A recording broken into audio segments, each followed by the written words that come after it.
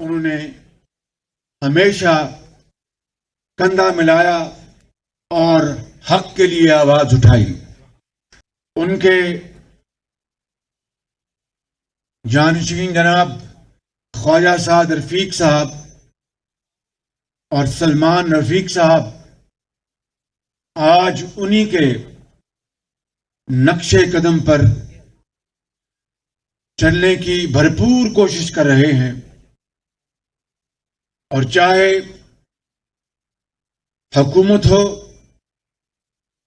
یا پھر ابتلا کا زمانہ، یہ دونوں بھائی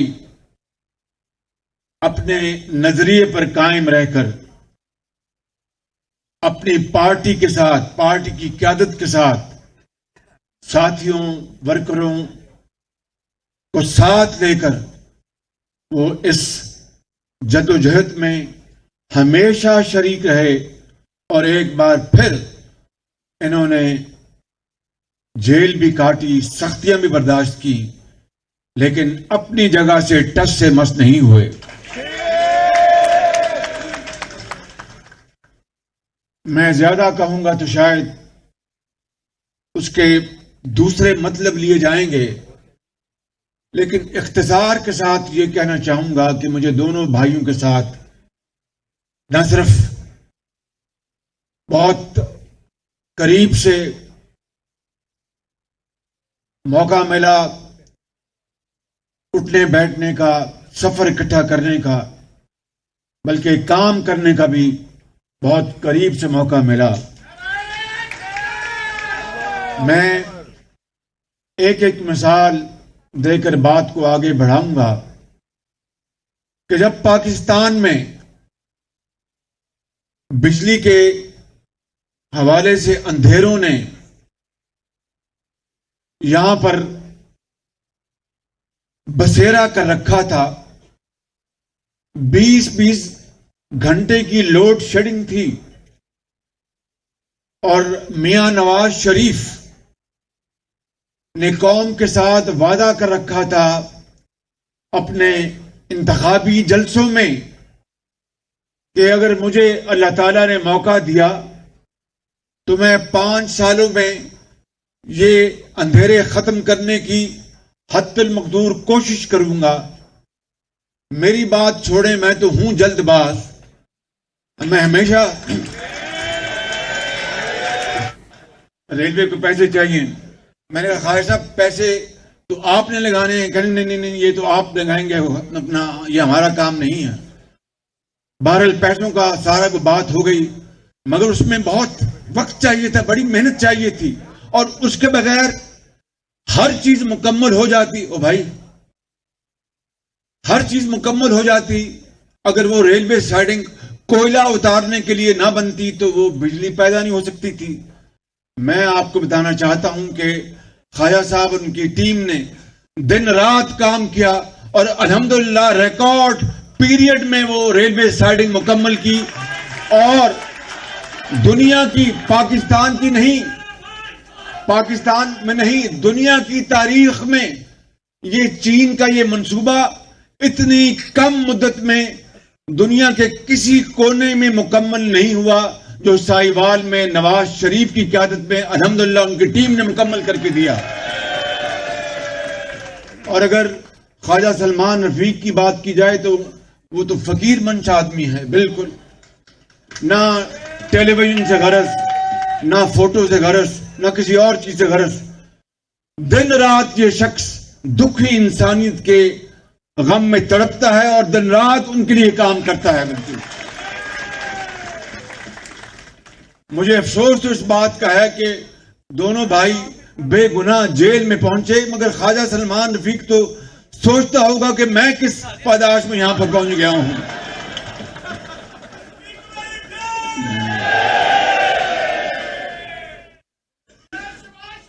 ادویات کی او بھائی ذرا مہربانی،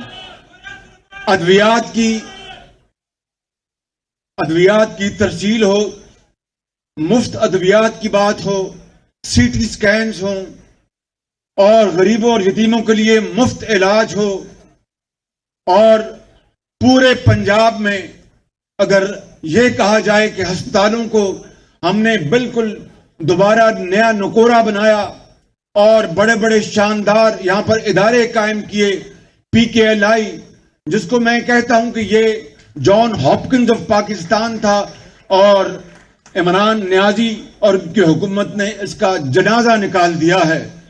جہاں پر اگر آپ وہاں پر پی کے ایل آئی میں کتنے لوگ آپ میں سے گئے ہیں وہاں پہ، تو آپ نے دیکھا ہوگا کہ اس سے شاندار ہسپتال پاکستان میں کہیں نہیں ہے. میں صحیح کہہ رہا ہوں یہ غلط؟ میں زور سے بولے صحیح کہہ رہا ہوں یہ غلط؟ اور وہاں پر دنیا بھر سے پاکستانی بہترین ڈاکٹرز لے کے آئے، بہترین مشینیں لے کے آئے، لیکن عمران نیازی کو اس بات سے غرض نہیں تھی کہ وہاں پر دکھی انسانیت کا علاج ہوگا تو لوگ ہاتھ اٹھا کے دعائیں دیں گے.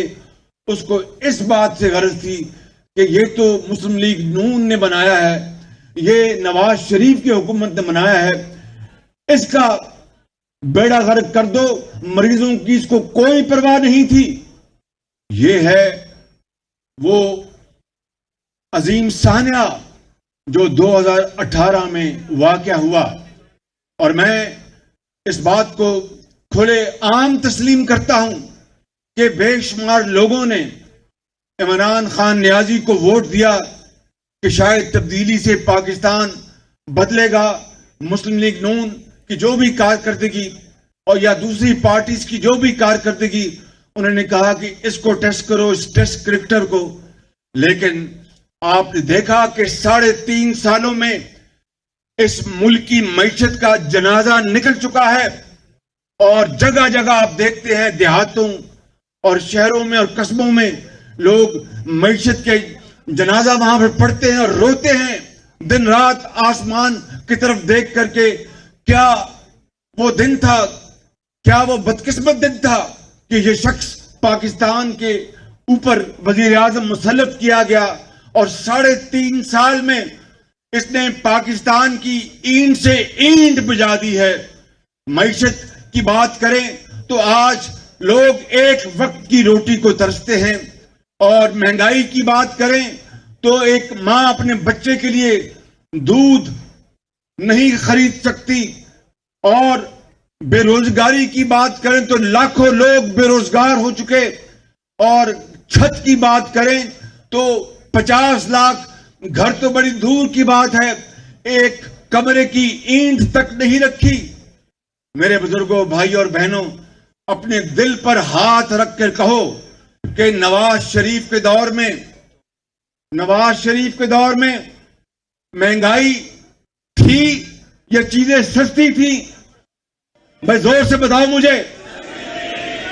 نواز شریف کے دور میں آپ کا دکان چلتی تھی، آپ کو ہسپتالوں میں دوائیاں ملتی تھی، مفت علاج ملتا تھا، لیپ ٹاپ ملتے تھے. اور مجھے یہ بتاؤ کہ جو شخص یہ کہتا تھکتا نہیں تھا کہ یہ لاہور کا جنگلہ بس، اس کے اوپر 30 ارب نہیں 70 ارب روپے لگ گئے ہیں، اور وہاں پر کنٹینر پر کھڑے ہو کر کہا کہ اگر مجھے نواز شریف وفاقی حکومت نے پشاور میں میٹرو بس کا منصوبہ مفت بھی دیا تو میں انکار کر دوں گا کہ مجھے یونیورسٹیاں اور مجھے ہسپتال بنانے ہیں. نہ وہاں پر ہسپتال بنایا، نہ وہاں پر یونیورسٹی بنائی. اور جب وہاں پر پشاور کی BRT چلی تو پھر وہ چلتی تھی، رکتی تھی، بس چلتی تھی، آگ لگتی تھی، بس چلتی تھی، آگ لگتی تھی، اور آج تک وہ اس کو مکمل نہیں کر سکے. اور لاہور کا میٹرو بس 30 ارب میں، اور یہ ہے 27 کلومیٹر، اور پشاور کا میٹرو بس 20 کلومیٹر 100 ارب روپے سے اوپر چلا گیا.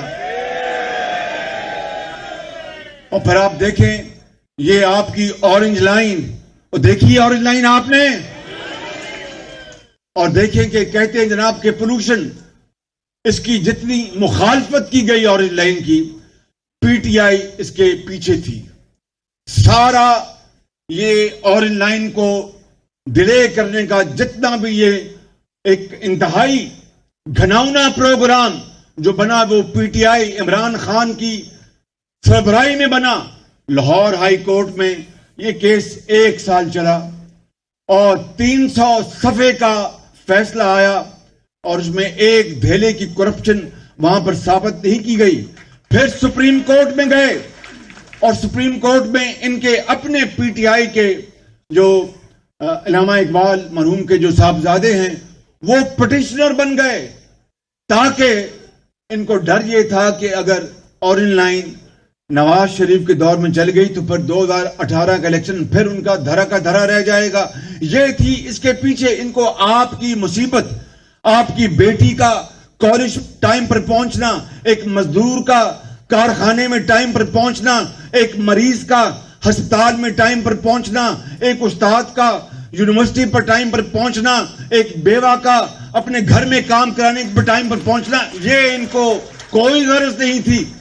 ان کو ایک ہی غرض تھی کہ چاہے وہ عوامی سہولت ہے یا نہیں، وہ نواز شریف کا منصوبہ ہے تو اس کو بالکل اس کو ختم کر دو. آج ایک اور پھر 3.5 سال کیا کیا؟ تختیوں کے اوپر تختیاں، تختیوں کے اوپر تختیاں، تختیوں کے اوپر تختیاں. جتنے نواز شریف کے منصوبے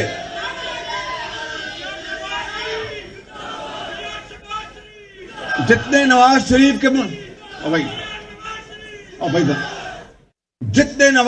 کے منصوبے 3.5 سال میں بنے، چاہے وہ وفاق کے ہیں یا صوبے کے، اس کے اوپر دن رات عمران خان نیازی تختیاں لگا رہے. بھئی اگر آپ کو تختیاں لگانے کا اتنا شوق تھا تو ہمیں بتا دیتے، ہم آپ کو تختیاں لگانے پر مأمور کر دیتے. اور آج نالج پارک پر جا رہے افزا کر رہے ہیں. یہ وہ نالج پارک ہے جو میں نے اس خطاکار نے 2014 میں اس کا سنگ بنیاد رکھا تھا. اور پھر پہلی یونیورسٹی اٹلی کی یونیورسٹی کے تعاون سے ہم نے اس کا معاہدہ کیا. اور یہ جو ہماری جو یونیورسٹی ہے انفارمیشن ٹیکنالوجی فیروزپور روڈ پر، اس کو ہم وہاں پر شفٹ کر رہے تھے. آج خان صاحب کو KPK میں بری طرح شکست کے بعد خیال آیا کہ میں جا کے ایک اور تختی لگاؤں. تختیوں سے بات نہیں بنے گی. آپ کا دھڑن تختہ انشاءاللہ ہونے والا ہے. آپ کا بالکل آپ کا دھڑن تختہ ہونے والا ہے. آپ نے پاکستان کے ساتھ جو ظلم کیا ہے اللہ تعالیٰ اس کا حساب ضرور لے گا. آپ نے غریب آدمی، ایک بیوہ اور یتیم اور ایک طالب علم استاد جس نے دل کے ساتھ آپ کو ووٹ دیے، ووٹ کے علاوہ جس طرح آپ کو دھکا دے کر اوپر لایا گیا یہ تو پوری قوم جانتی ہے، دنیا جانتی ہے. لیکن جنہوں نے آپ کو ووٹ دیے ان کو بھی آپ نے جس طرح خوار کیا، جس طرح برباد کیا. 74 سال میں اس طرح کا دل خراش منظرنامہ کبھی کسی نے نہیں دیکھا. اور میں آپ کو آج یہ بتانے آیا ہوں میرے بزرگوں، بھائی اور بہنوں، کہ اب وقت آ گیا ہے کہ ان کا گریبان ہو اور آپ کا اور ہمارا ہاتھ ہو. انہوں نے آج پھر منی بجٹ لانا چاہتے ہیں. IMF کے ہاتھوں پاکستان کو انہوں نے گروی رکھ دیا ہے. اور حضرت قائد اعظم اور ان لاکھوں مسلمانوں شہیدوں کی روحیں قبروں میں تڑپ رہی ہوں گی کہ 74 سال بعد یا اللہ یہ کون عمران خان پاکستان پر مسلط ہو گیا ہے کہ بجلی وافر ہونے کے باوجود بجلی پھر آتی اور جاتی ہے. 74 سال بعد یہ کون سا حکمران مسلط ہو گیا ہے کہ گیس اسٹیشن کراچی میں نواز شریف نے لگا دیے، سستی گیس کے معاہدے کیے. آج سردیاں آ رہی ہیں، چولہا جو ہے وہ ٹھنڈا پڑا ہوا ہے، گیس اویلیبل نہیں ہے، اور کہتے ہیں کہ صبح اور دوپہر کو کھانے کے وقت گیس مہیا کریں گے.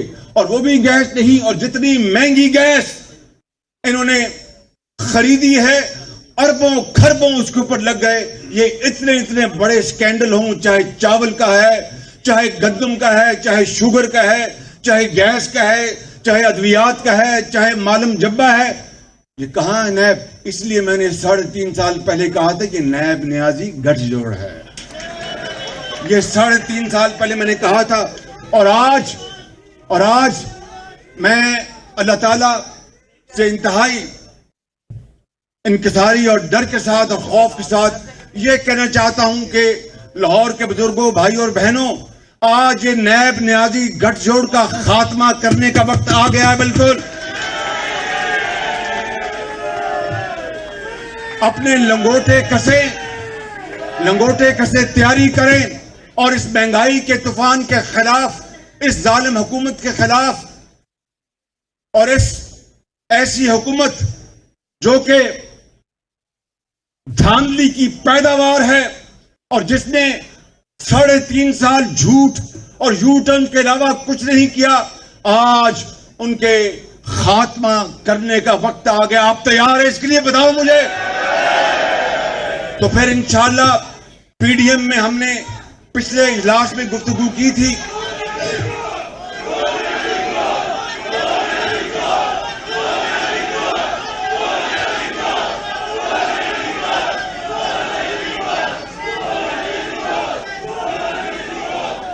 میں آخری بات آپ سے کرنا چاہتا ہوں، میں آخری بات آپ سے کرنا چاہتا ہوں کہ ہم نے اگر یار بس سن لینا، بس ہم نے اگر اس حکومت سے فی الفور جان نہ چھڑائی تو پھر پاکستان کا خاکم بدن۔ خدا حافظ۔ پاکستان